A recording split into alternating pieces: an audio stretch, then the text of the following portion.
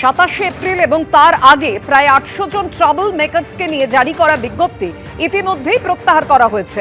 আদালতে সওয়াল নির্বাচন কমিশনের আইনজীবী, বিজ্ঞপ্তি প্রত্যাহার করা হয়েছে, কিন্তু কমিশনের মানসিকতা কি পরিবর্তন হয়েছে? সওয়াল কল্যাণ বন্দ্যোপাধ্যায়। পুলিশি ধরপাকড় নিয়ে কল্যাণ বন্দ্যোপাধ্যায়ের করা মামলায় আদালতে আজ কি সওয়াল জবাবে উঠে এলো, একের পর এক সেই তথ্য আপনাদের সামনে তুলে ধরছি। এই কমিশন কিভাবে দাবি করে যে তারা অবাধ ও সুষ্ঠু নির্বাচন করছে, প্রশ্ন কল্যাণ বন্দ্যোপাধ্যায়। ভবানীপুর বিধানসভাকে টার্গেট করে কাজ করছে কমিশন এবং পুলিশ পর্যবেক্ষক, সওয়াল কল্যাণ বন্দ্যোপাধ্যায়। বিজ্ঞপ্তি তো প্রত্যাহার হয়ে গেছে, এখন আদালতের কাছে কি চাইছেন, প্রশ্ন বিচারপতি পার্থসারথী সেনের। পুলিশের তৈরি করা ভয়ের পরিবেশে মানুষ ভোট দেবেন, প্রশ্ন কল্যাণ বন্দ্যোপাধ্যায়। কাল কালীঘাট থানার ওসি আমার সঙ্গে দুর্ব্যবহার করেছেন। আমি 4 বারের নির্বাচিত সাংসদ, আমি পরিচিত আইনজীবী, প্রোটোকল অনুযায়ী আমাকে দেখে দাঁড়িয়ে কথা বলা উচিত।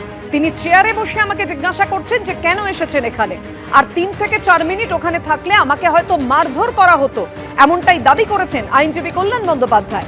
কাল রাত 9টার সময় ফিরহাদ হাকিমের বাড়িতে সিআরপিএফ গিয়েছিল, দাবি করেছেন কল্যাণ বন্দ্যোপাধ্যায়। অজয় পাল শর্মা বলছেন আমি সিংহম, আমি এনকাউন্টার স্পেশালিস্ট, এটা কি নির্বাচন, প্রশ্ন কল্যাণ বন্দ্যোপাধ্যায়। মিতালি বাগকে আক্রমণ করা হয়েছে, এই নিয়ে সওয়াল করেন কল্যাণ বন্দ্যোপাধ্যায়।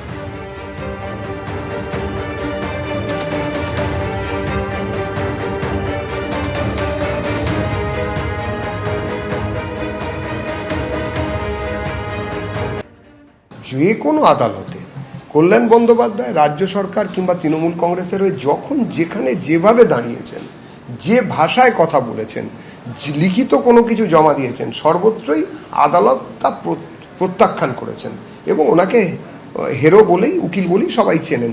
এটাও গেছেন, আমরা জানি যে এটাতেও উনি হারবেন, ওনার ধারাবাহিকতা বজায় থাকবেন, ওনার রেকর্ড কেউ ভাঙতে পারবে না, যা গিয়েছেন।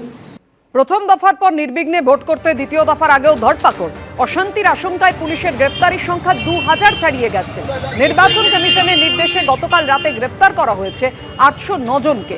এর আগে 1543 জনকে গ্রেফতার করে পুলিশ। আর এই নিয়ে দ্বিতীয় দফার আগে মোট গ্রেফতারের সংখ্যা 2352 জন। কাল দ্বিতীয় তথা শেষ দফায় 7 জেলার 142 আসনে ভোট হতে চলেছে।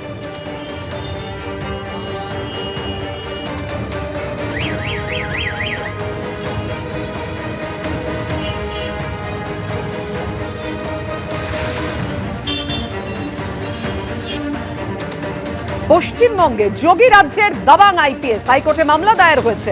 পুলিশ অবজারভার অজয় পাল শর্মার বিরুদ্ধে ইতিমধ্যেই মামলা দায়ের হয়েছে, যিনি উত্তরপ্রদেশে দাবাং পুলিশ হিসেবে পরিচিত পুলিশ অফিসার হিসেবে অজয় পাল শর্মা।